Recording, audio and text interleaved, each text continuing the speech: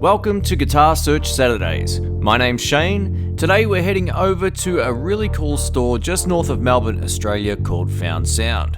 I have a sneaking suspicion Found Sound is an extension of the Swop shop. The reason I say this is when I get on both of their websites, they look exactly the same. A huge thanks to all the subscribers who suggested checking out Found Sound. Prior to shooting this video, I've never actually been into this store before, and what can I say, it's pretty awesome. If you love the Swop shop, you're definitely going to love Found Sound.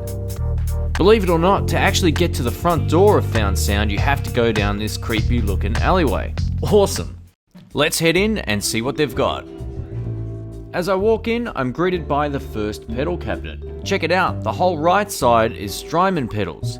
One thing to point out about Strymon pedals, for those who might not know, they're considered some of the best boutique pedals on the planet, yet they're all digital. It's kind of funny how some brands get the boutique name even if they're digital and others don't. In the middle we have a Wazacraft modded chorus pedal from Boss. These are actually pretty cool. On the top shelf we have mostly mini pedals, including two Ibanez pedals. We have the Ibanez Tube Screamer Mini and the Ibanez Analog Delay Mini as well.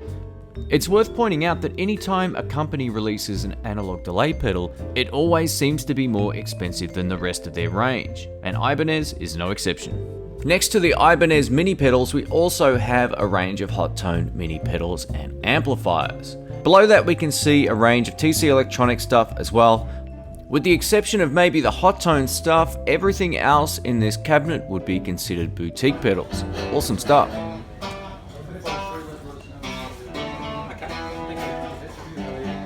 Hey, check out this beast. Awesome, it's a Fender Super Reverb. This is an original 1970s one as well.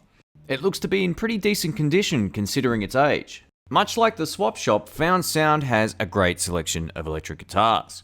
And we're off to a great start with these electric guitars. This white one is actually a '69 American vintage reissue thin line Telecaster. Very cool. On the left of this lovely Telecaster we have a 1968 Gibson non-reversed Firebird. I don't think I've ever seen one of these before. Awesome.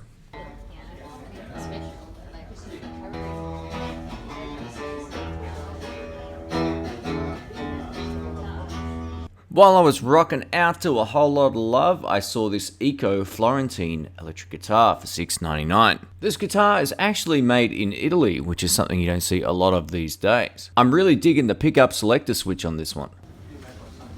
Here's something you don't see every day. This is actually a Rocktron Velocity 300. This is a unique one-off Rocktron Velocity 300 power amplifier housed in a faux high-watt chassis, and it comes complete with custom faceplate and ornamental backlit tubes. So what is it we're actually buying? To keep it simple, pretty much everything on this guitar wall rocks. There's a mix of Japanese and American guitars, as well as what I think is also another Italian guitar. This wall of guitars alone is the reason why so many people talk favorably about Found Sound. There's an awesome selection of stuff.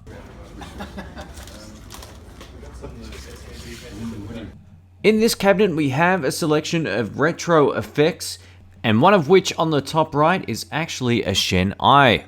This particular effect is renowned as being the greatest Leslie sound of all time. Check them out. We also have some more vintage effects at the front as well. These are actually pretty awesome. Check out this Ibanez Overdrive 2, $549. This has to be from the 70s. For that kind of money, you could get a pretty decent second-hand electric guitar, for example, or even quite a decent amplifier. I've had a chance to test a lot of old school effects, and some of them are amazing, but I haven't tested this Ibanez Overdrive 2. If I can get my hands on one, I definitely want to try this one out. Oh yeah. Peavey! Yep, it's a Peavey, but this time it's nothing to get that excited about.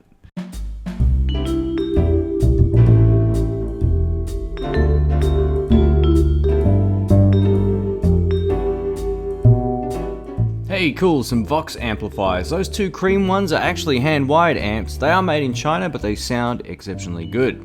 It was right about now I realized not everything in this particular store is secondhand. They also stock a whole lot of new stuff as well. Cool. I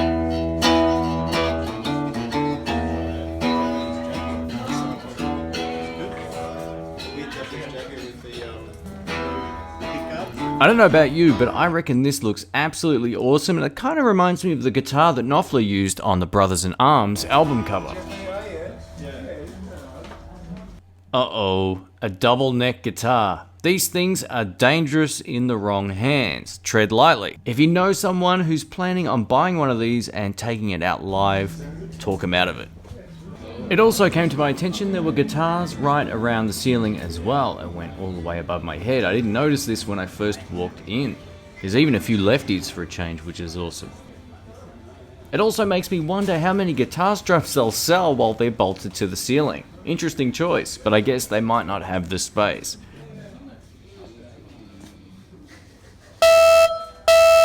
Please remain calm. We have our first official Lefty sighting. Yep, I'm sticking with that alarm until I find one that's better. This particular left-handed guitar is a Fender Japanese-made Telecaster. I actually had a play of it and it played and felt great in the hand. The only thing was it had vintage frets, and vintage frets to me is a little bit of a deal breaker. They just don't last that long. Another notable mention is the Maton electric guitar sitting right next to the Tele. These are great. Actually, everything you're looking at right now is pretty nice. There's no junk in this collection of guitars.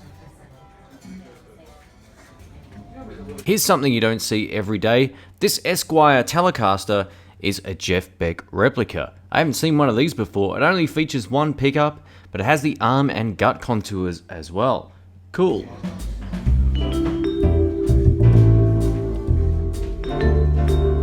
There's something super sweet about this right-handed dual humbucker Telecaster. I think it's the color. It looks great. Found Sound also has a pretty cool collection of other amplifiers sitting right in the middle of the room, including this. This is a Laney Klipp amplifier. That's Klipp with a K. This is actually an early 1970s 60-watt head. It also features a treble boost circuit built directly into the amplifier. I read online that these amplifiers have actually been used for some Black Sabbath recordings.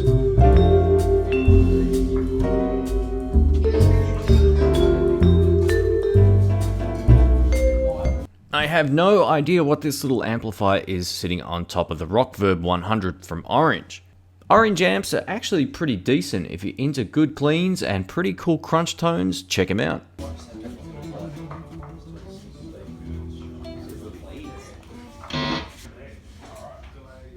Hey, awesome, we have a Yamaha JX20 solid state amplifier. This is rated at 20 watts, it also has a real spring reverb. It's kinda odd to find a Japanese made amplifier that also comes with a step down transformer. In my mind, that's a bit of a deal breaker. There's nothing too exciting here, just a Peavey Rage 158 that's made in the USA. Actually, that's pretty cool. One suggestion I could give Peavey for future practice amps is include reverb, even if it's digital. I think that would just be a really cool selling point. That said, this particular amplifier is probably 20 years old. It's in immaculate condition too, actually. Supro are absolutely making some killer amps. One of the best amps I've had a chance to test ever is actually their Royal Reverb amp. On 35 watt mode, it absolutely rocks. It's one of the best clean platforms I've ever heard. I'm absolutely still gassing for one about a year after trying it. Maybe one day. As I was on my way out, I happened to notice this awesome old school Marshall Bluesbreaker amplifier. If you're actually strong enough to lift one of these, get one. And that wraps up another Guitar Search Saturday. Thanks so much to everyone who suggested checking out Found Sound. As I mentioned, I hadn't been to this shop until today, and it definitely won't be the last time that I go there. I think they've got some of the best gear under one roof. Whether you're looking for something new or used, or something that's actually really hard to find, like some of those old school effects, this is definitely a great spot to check out. If you're also really into Japanese instruments and something a little bit different, definitely give these guys a look. That shop totally rocked. Yep, it did indeed. Thanks for watching, see you next week.